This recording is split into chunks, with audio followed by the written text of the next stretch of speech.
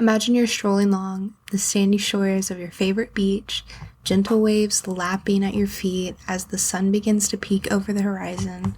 It's a routine you've come to love, a peaceful start to your day that sets the tone for what lies ahead. Little did you know that on one fateful morning, this simple routine would take an unexpected turn and forever alter the course of your life. This is exactly what happened to John Byne Lyons.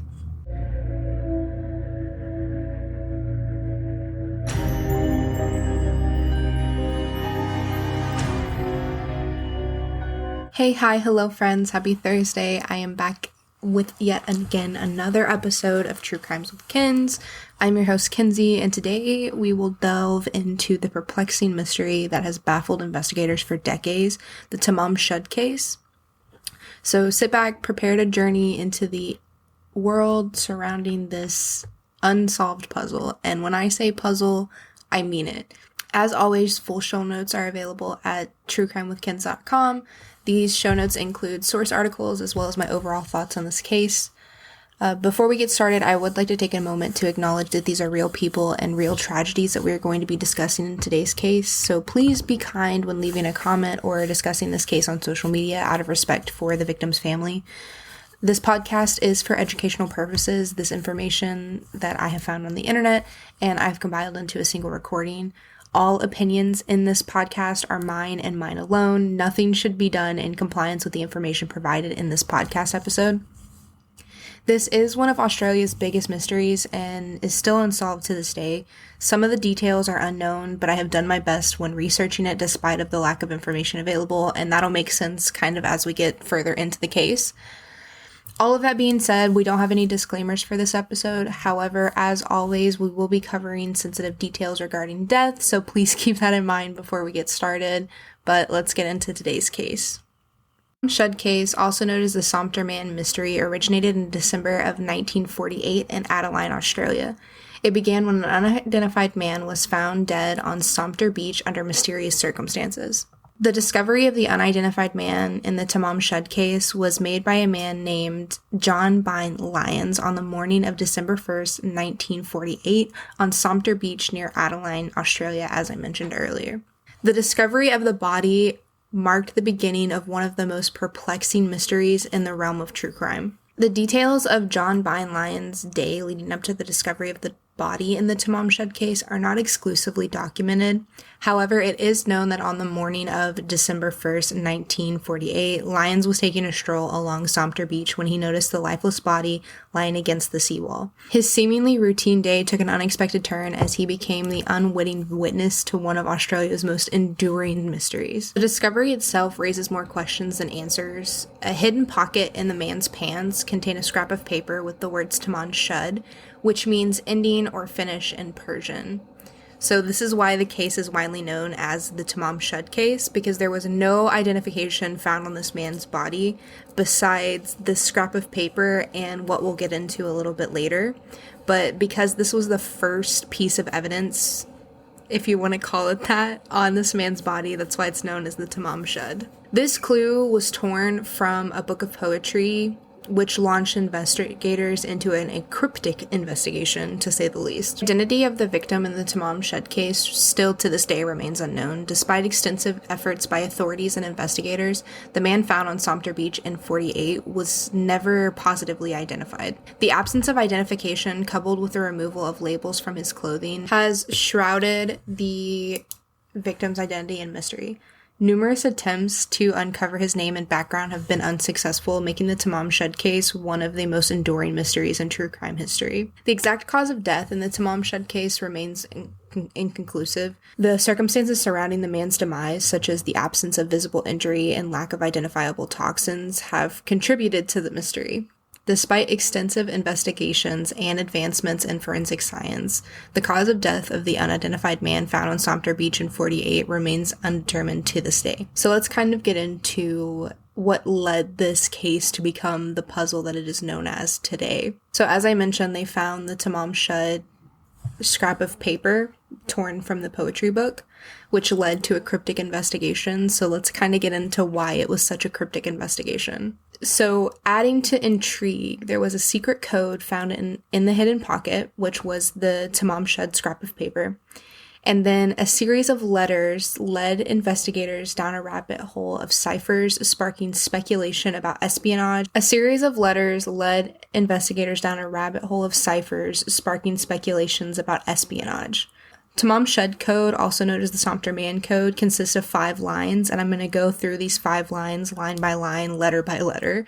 So bear with me when I'm reading this, because it's going to sound like a bunch of jumbled alphabet soup, because that's essentially what it looks like. Whenever I was researching it, it just looked like alphabet soup to me.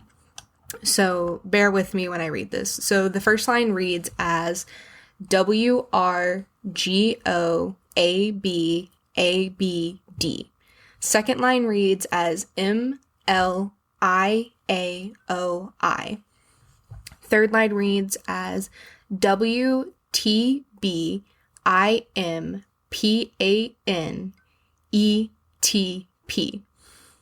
Fourth line reads as MLIABOAIAQC.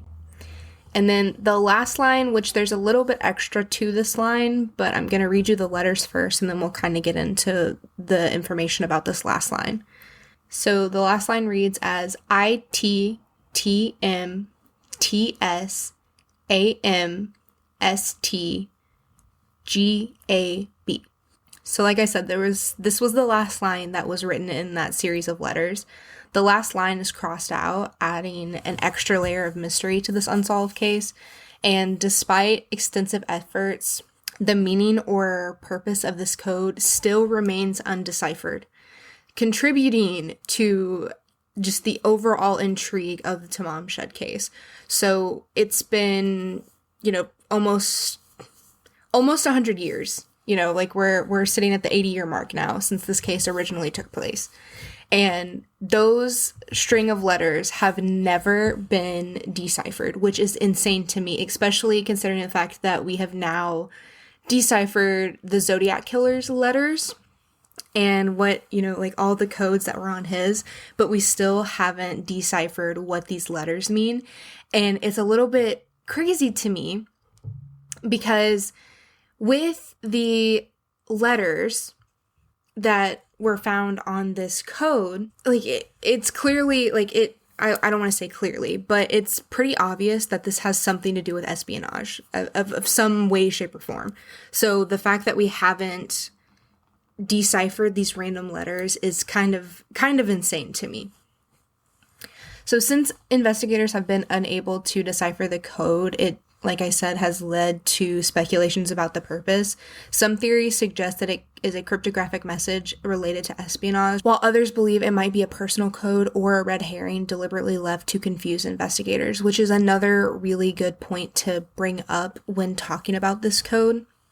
Because if it's just a bunch of letters that aren't put together with no intent or purpose other than to confuse investigators, so they're wasting their time trying to decipher this code as opposed to actually looking for the cause of death or things of that nature, it could give the perpetrator time to push himself away from the case, so any evidence relating to him is kind of null and void. Despite numerous attempts by experts and amateur cryptographers, the meaning behind the Tamam Shud code remains a tantalizing enigma, contributing to the enduring intrigue of this unsolved case. So if the code wasn't puzzling enough, the case took another twist when a concealed compartment in the car near the crime scene revealed a mysterious code-breaking manual. This deepened the mysteries and fueled speculations about the man's involvement in espionage activities, because why do you have a code-breaking manual in your car? And again, this also leads to maybe this was a part of the red herring, like maybe the reason that this man was dead and this car was left here with all of this information that we're about to go in was, again, just to confuse investigators, because you have to think this was in 1948. Clearly, it was a lot harder to solve mysteries back then because we didn't have the advancements in technologies that that we do today. So the key element in the Tamam Shud case was the discovery of the abandoned car near the crime scene. The car was a gray 1948 Morris Minor, and it was located relatively close to Somter Beach. And inside the vehicle, investigators found a variety of items. Of the items they found in the car, here's a few of the notable ones that I wanted to mention. There was a unclaimed brown suitcase containing clothing with the tags removed. So, and when I say with the tags removed, like the price tags were removed off of the clothing. So there was the clothing folded into the case, the suitcase, and all of the tags that looked like they had just been purchased were removed, as well as like the label tags like in the back of the neck and things of that nature. The car also held an Army Club cigarette pack with an unusual code on it. And we'll get into what that code is in a second, but I want to get through everything that they found in the car. There was an unused second-class rail ticket to Henley Beach. The presence of these items, coupled with the mysterious code, further fueled speculation about the identity and activities of the unknown man on the beach. So, in my research, I did want to see if investigators had gone to Henley Beach to see if there was anything else over there, but I could not find any information on this, because when I first researched this case, the first thing that came to my mind when I read about Henley Beach was, I guarantee you that if all of this was a red herring, right, and like the codes and everything wasn't actually something that investigators needed to worry about. On the flip side of that, what if they were? And what if Henley Beach was the next location of where something like this was going to take place, or they could find the answers to their mysteries? But I could not find any information on Henley Beach, which makes me so frustrated, because like I said, that my mind in being in true crime and being involved in true crime for as long as I have is seeing that there is an unused ticket there. There is some kind of significance to that. Whether it be nothing, but there was something there, or you wouldn't have left that ticket. You know what I mean? Like, why would you purchase this ticket and then just leave it there for no reason? Which is, that comes into theories, and we'll talk about that a little bit later. But I wanted to jump back on the topic of the Army cigarette packet with the code on it. So the code found on the cigarette packaging is known as the code on the cigarette package. It was a small piece of paper hidden within the package, and then there was a series of letters on that in the same alphabet soup kind of code that we heard earlier. So the letters on the cigarette pack read as followed: WRGOABABD,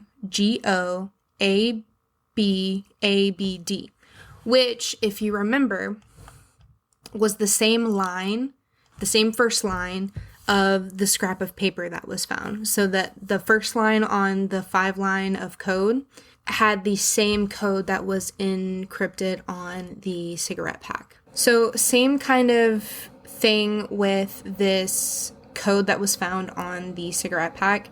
Similar to the code that was found on the paper, obviously it is been proven to be resistant to deciphering. The purpose and the meaning of the code on the cigarette pack still remain unclear, and again add to the overall mystery of the Tamam Shud case. And despite extensive efforts by investigators and code breakers, the true significance of these code continue to elude comprehension. So we've kind of gone through everything that was found in the car itself, but there is a little bit more. So in the Tamam Shud case, a small compartment in the abandoned car yielded a mysterious discovery, which was the code-breaking manual. This manual resembled a military code book.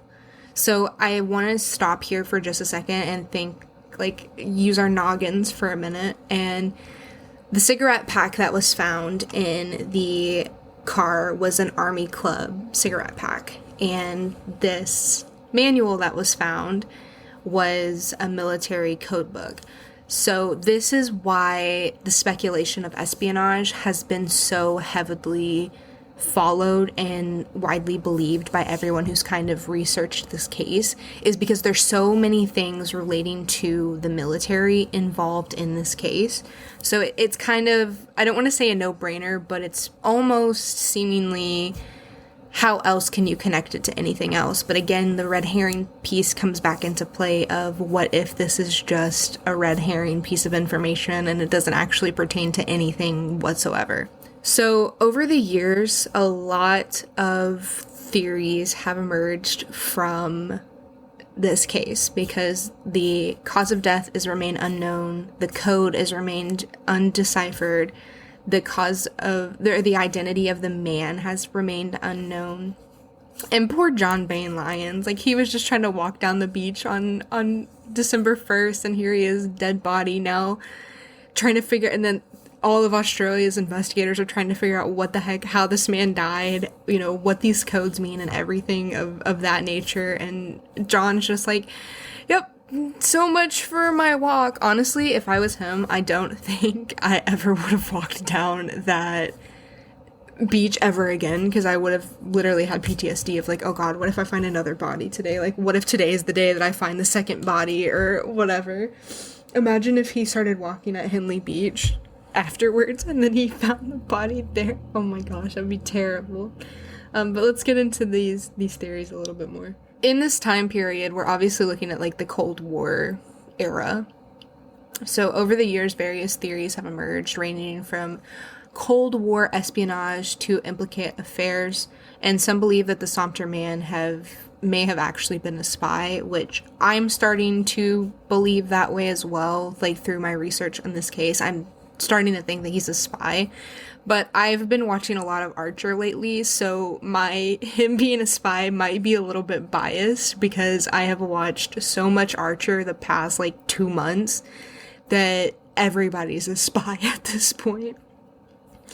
But with these theories and speculations over the year, none have proven to be like a conclusive resolution. And some of the most prominent theories we're going to go through here in a second. I've got them listed out. But I would like to remind you guys that during the autopsy and everything, they couldn't necessarily find any cause of death. So it's really hard to kind of theorize or figure out how this man died, what may have caused it, which again is through my education of spies through Archer, I have learned it's not something that is that uncommon to see with spy-related deaths and things of that nature. They're usually pretty easy to either cover up or make it look like it was some kind of just, oops, how did it happen kind of thing. And I know I'm talking about this related to a cartoon, but it is something that, you know, with things that they've talked about in that show, obviously, like, me being a curious mind that I am, I'm like, what does this mean? So for it to be spy related, I would not in any way, shape, or form be shocked. But let's go into the prominent theories. So the first prominent theory that we've obviously kind of already touched on was espionage. So due to this case taking place during the Cold War era and the mysterious code found in the man's possession, some believe him to be involved in espionage or intelligence activities, which, like I said, that's kind of the same boat that I am in as well. The second most prominent theory was inclement affair or crime. Another theory suggests that the man may have been a victim of a personal vendetta or a crime unrelated to espionage. So some people think, kind of like how the Zodiac Killer was leaving, you know, his cryptic letters and everything, and he had his codes on it, and they obviously were not related to espionage of any way, shape, or form.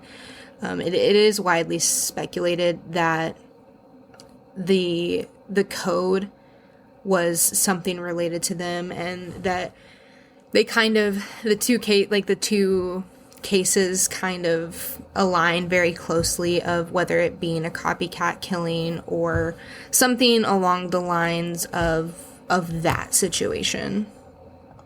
Granted, the Zodiac killings didn't start until 1968, so this was 20 years after this case took place. A lot of people have speculated that the Zodiac killer actually kind of started his coding based off of the Tamam Shud case, because these codes were so... I mean, here we are, in 2023, and these codes still haven't been deciphered. So a lot of people have kind of speculated in regards to the Zodiac killer that this is where he kind of got his idea, which obviously his codes have been deciphered. Thank you to the theorist who literally sat and deciphered that code. Legendary. But it's kind of widely speculated that the Zodiac killer got the idea of... So the third theory that I wanted to talk about was purposeful identity concealment.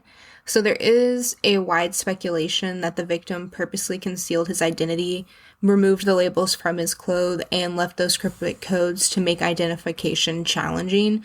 So it is widely also speculated that it could have been some kind of mental illness taking place, and the man did not want his family, friends, anyone close to him know that he had taken his own life. But again, it's hard to back this theory considering the fact that we don't know the cause of death. And just as easily as it could have been something where he purposefully concealed his identity, it could have been just as easy for the killer to do the same by, taking his identification pieces with him, making sure that it was pretty much impossible to identify him. The fourth theory that I wanted to touch on just slightly was an unknown medical condition could have killed this man. So some suppose that the man may have died from a rare or unknown medical condition, which led to his sudden death, which could be possible because, like I said, this took place in 1948. So obviously advancements in, sciences were not as strong as they are today. It's not like this case happened, in 2023 and we can rule out oh yeah, this man died of X, Y, and Z medical condition. So it is likely that that could have been something as well. However, it doesn't seem possible with all of the other information surrounding this case. If he died from an unknown medical condition, why are the codes there? Why would he, purposefully do all of that? It just doesn't kind of line up, but it could be something that could have taken place. The fifth overall theory was that there was a love affair or romantic involvement of some place.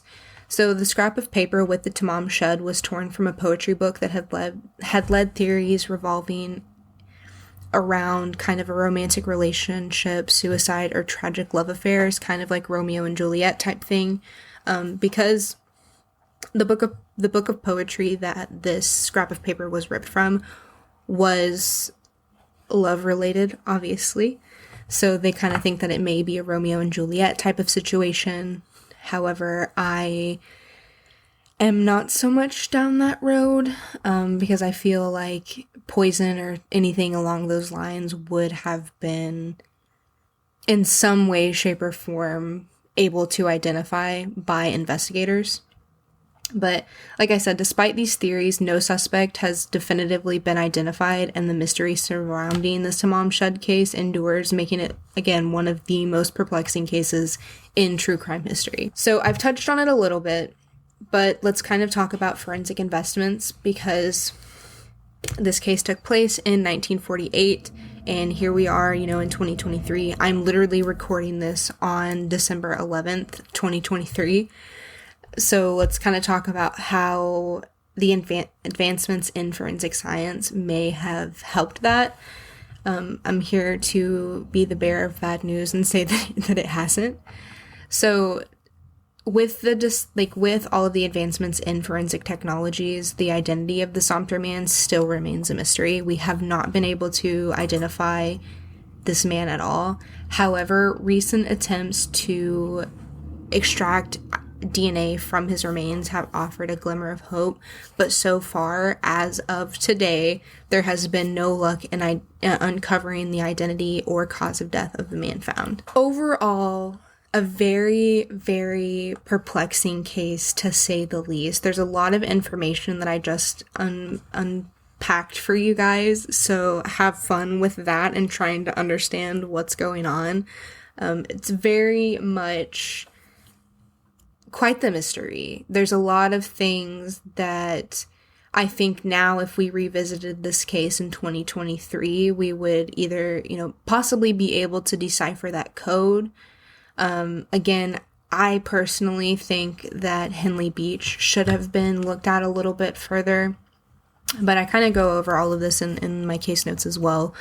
But I did want to give you like a tidbit in case you weren't able to read the full show notes. But no, this one's definitely a crazy one, for sure. And it's definitely one that I haven't.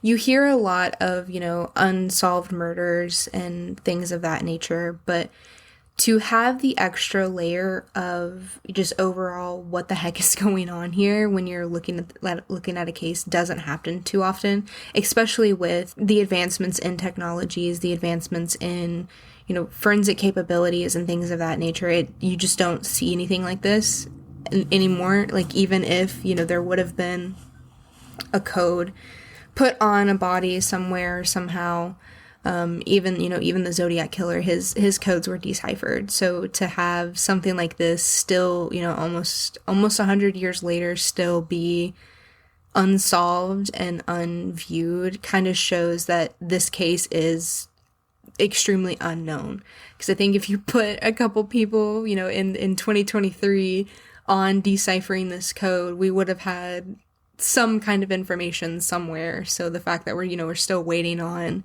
what the heck do these letters mean? How do we decipher this alphabet soup? It is very perplexing to me to see that this code is still, it's just sitting there. It's still just a code. It's never been touched ever again. And I think that with the opportunity of bringing more information surrounding this case, that it could be solved, but I think we just need to open that door back up, which is kind of why I wanted to touch on it. I wanted to bring, knowledge around it. And if you or anyone is very good at solving code deciphers, definitely send them this podcast so they can hear the code itself. See, my immediate speculation with this code is that it's double ciphered. So I think it could be double ciphered, it could be triple ciphered, but I think you'll get like the initial message, which is what you'll get from deciphering the alphabet soup, and then you'll have to decipher whatever you get from the alphabet soup and run that through another decipher. I think that there's a lot of layers to it, even though it seems seemingly basic. I've seen a lot in, just code deciphering in general. I'm a big fan of Five Nights at Freddy's, which a big part of that franchise is code deciphering. And I've seen the dedication people have taken to deciphering the codes that are found within those games, and how, Scott Cawthorn layered and layered and layered upon codes. So I wouldn't be surprised if the same kind of situation happened within this case of it, it being a layered code to be deciphered, which again, it just wouldn't surprise me. But this case definitely raises a lot of eyebrows, and I'm very curious to know what your thoughts are on this case. So definitely let me know, whether it be in the comments or if you want to message me directly, whatever the case may be, let me know, because I'm very interested in how you guys have seen this case information and kind of seen it unfold. But till then, I will see you next Thursday, where we will talk about another case that I'm very excited for, because we're getting into the season of Christmas, and unfortunately, there are a lot of cases relating to true crime and Christmas, and the one that I have for you guys next week is it's definitely something to write home about. So until then, stay curious and keep asking questions. Thank you so much for joining me this week on True Crime with Kenz. If you enjoyed today's episode, don't forget to like this video on Spotify, follow it, do all of that fun stuff on Spotify, Apple Podcasts, everything.